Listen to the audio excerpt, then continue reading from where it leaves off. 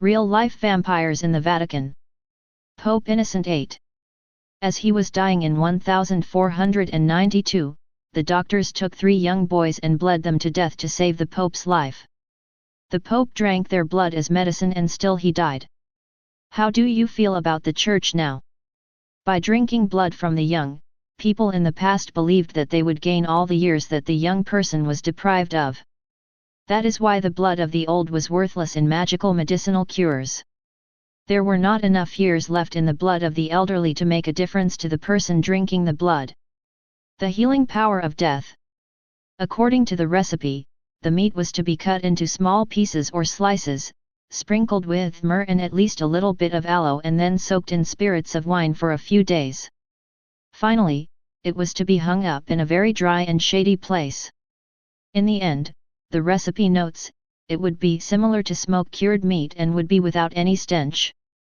Johann Schroeder, a German pharmacologist, wrote these words in the 17th century. But the meat to which he was referring was not cured ham or beef tenderloin. The instructions specifically called for the cadaver of a reddish man, of around 24 years old, who had been dead of a violent death but not an illness and then laid out exposed to the moon rays for 1 day and 1 night with, he noted, a clear sky.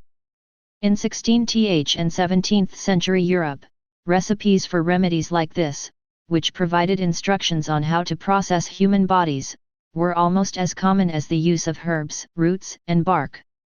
Medical historian Richard Sugg of Britain's Durham University, who is currently writing a book on the subject, says that cadaver parts and blood were standard fare, available in every pharmacy.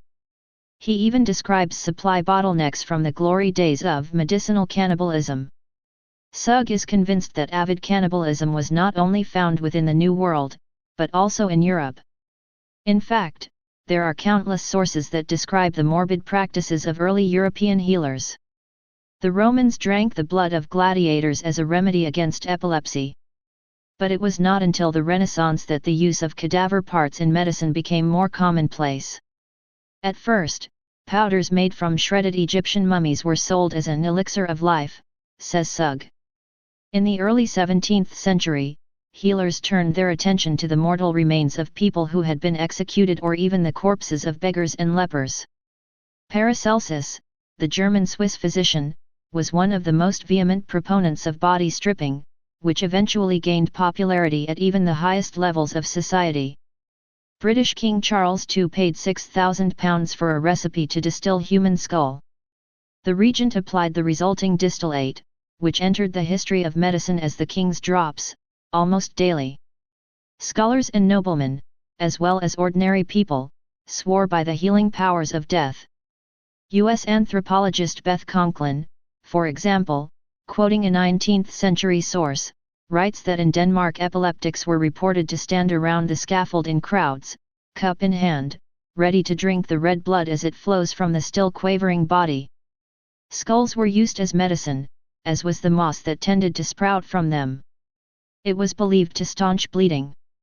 Human fat was supposed to alleviate rheumatism and arthritis, while a paste made from corpses was believed to help against contusions. Sugg even attributes religious significance to human flesh. For some Protestants, he writes, it served as a sort of substitute for the Eucharist, or the tasting of the body of Christ in Holy Communion. Some monks even cooked a marmalade of sorts from the blood of the dead. It was about the intrinsic vitality of the human organism, says the historian. The assumption was that all organisms have a predetermined lifespan. If a body died in an unnatural way, the remainder of that person's life could be harvested, as it were, hence the preference for the executed. The practice was not always a success. In 1492, when Pope Innocent VIII was on his deathbed, his doctors bled 3 boys and had the Pope drink their blood. The boys died, and so did the Pope. Or did he? Was all of this cannibalism? Sugg has no doubt that it was. Like the cannibals of the New World, the Europeans were fundamentally interested in the consumption of vital energy. For anthropologist Conklin, the European form of cannibalism is especially remarkable. Outside Europe, she notes, the person who was eating almost always had a relationship with the person who was eaten. Europe's cannibalism, on the other hand, was distinctly asocial, Conklin writes, adding that human body parts were treated as merchandise, bought and sold for a profit. By the end of the 18th century, however, the appeal had worn off. With the Enlightenment, physicians sought to shed their superstitious past, says Sugg. In 1782, for example, William Black, a physician, wrote that he welcomed the demise of loathsome and insignificant medicines, like dead men's skulls pulverized. These, and a farrago of such feculence, had fortunately disappeared from the pharmacies, Black remarked. An era had come to an end, and with it the interest in recipes like those of Briton John Kia. The preacher, who died in 1754, recommended pulverized human heart for dizziness. Kia even provided a dose and instructions for use, a dram in the morning on an empty stomach. I bet this is not on the Vatican tours. Stay paranoid, my friends.